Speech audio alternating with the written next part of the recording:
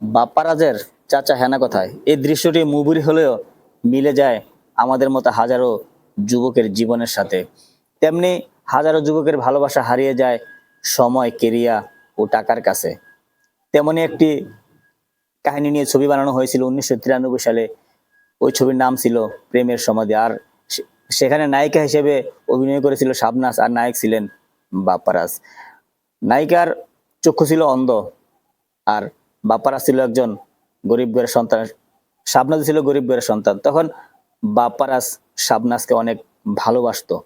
সেই ভালোবাসার কারণেই শাবনাজ গিয়ে বাপ্পারাজ গিয়েছিল ঢাকার শহরে টাকা ইনকাম করার জন্য। টাকা ইনকাম করে শাবনাজের চক্ষু ভালো করবে, সেজন্য ঢাকার শহরে গিয়েছিল। কিন্তু ঢাকা গিয়েও কোনো কাজ কামের ব্যবস্থা না করতে পারার কারণে তার নিজের একটা কিডনি বিক্রি করে টাকা নিয়ে আসে বাড়িতে।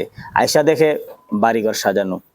তখন বাপ্পারাজ বলেছিল, চাচা হেনা কোথায়, বাড়িঘরে তো সাজানো কেন, হেনার কি বিয়ে হয়ে গেছে? তখন চাচা বলেছিল, হ্যাঁ বাবা, হেনার বিয়ে হয়ে গেছে, হেনাকে বলে যাও। তখন বাপ্পারাজ চিৎকার করে বলেছিল, না আমি মানি না, মানতে পারি না, আমি বিশ্বাস করি না, আমি বিশ্বাস করি না, আমি বিশ্বাস করি না, হেনা আমাকে সেটা বিয়ে করতে পারে না, আমি হেনাকে ভালোবাসি।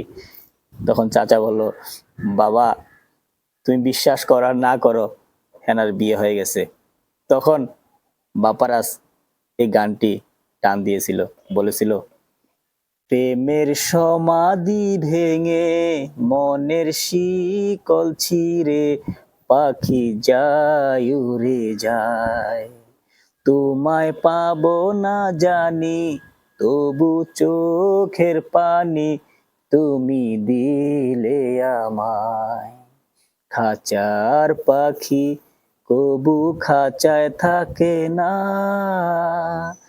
বনের পাখি বনের মায়া ছাড়ে না,